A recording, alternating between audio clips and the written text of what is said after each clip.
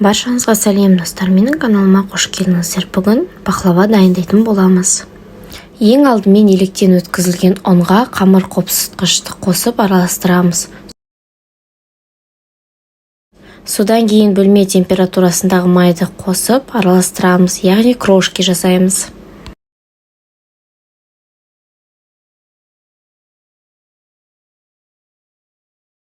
Содан кейін қаймақ қосамыз және де жұмыртқаның сарысын қосып, жұмсақ қамыр илейміз.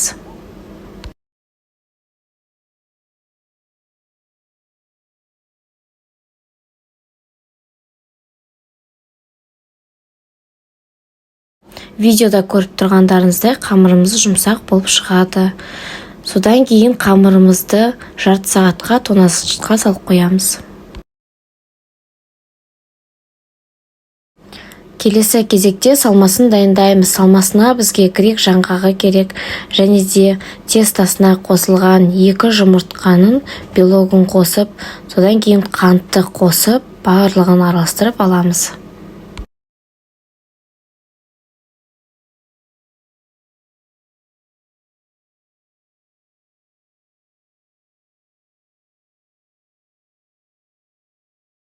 Жарты сағат өткеннен кейін қамырмен жұмыс жасай береміз. Қамырымызды 3 бөлікке бөліп аламыз. Содан кейін қамырымызды жаямыз. Егер қамыр қолға немесе дастарханға жабысатын болса, кішкене ұн сеуіп жіберуіңізге болады. Міндетті түрде формамызды дәл видеодағыдай майлап шығамыз. Бұл жерде форманың диаметрі 22 немесе 24 жасай берулеріңізге болады. Қамырды формаға орналастырып болғаннан кейін ортасына салмасын саламыз. Салмасын міндетті түрде 2-ге бөліп алыңыз.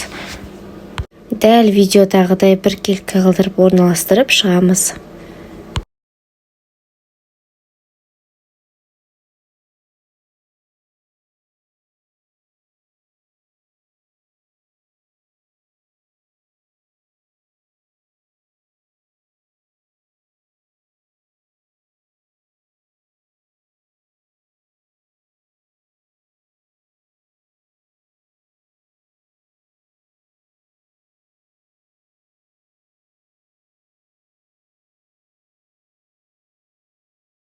Содан кейін екінші қамырымызды жайып формаға орналастырып аламыз.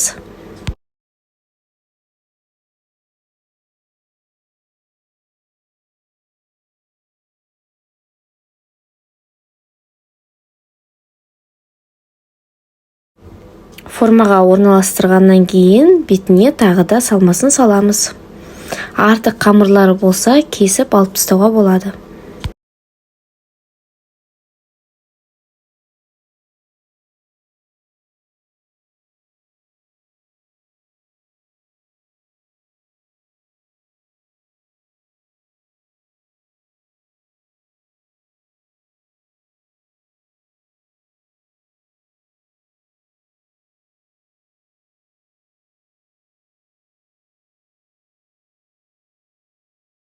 Содан кейін ақырғы қамырды жайып, форманың жаңағы пирогтың бетіне жауып, жан-жағын әдемілеп түйіп шығамыз.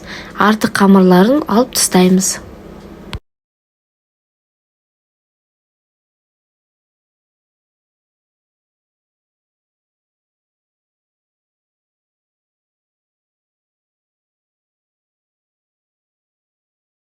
Дәл видеодағыдай жан-жағын түйіп әдемілеп шығамыз.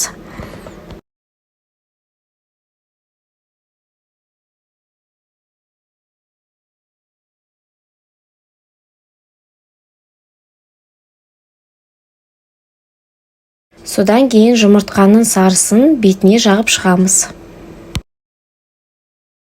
Содан кейін пахлаваның бетіне грек жаңғағын орналастырып шығамыз.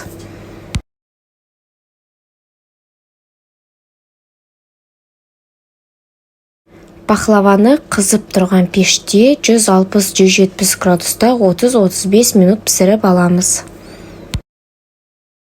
Дайын болған пахлаваны толығымен суыған соң турай берулеріңізге болады.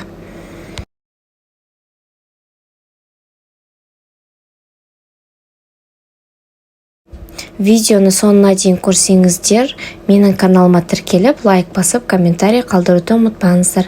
Келесі видеода кездескенше.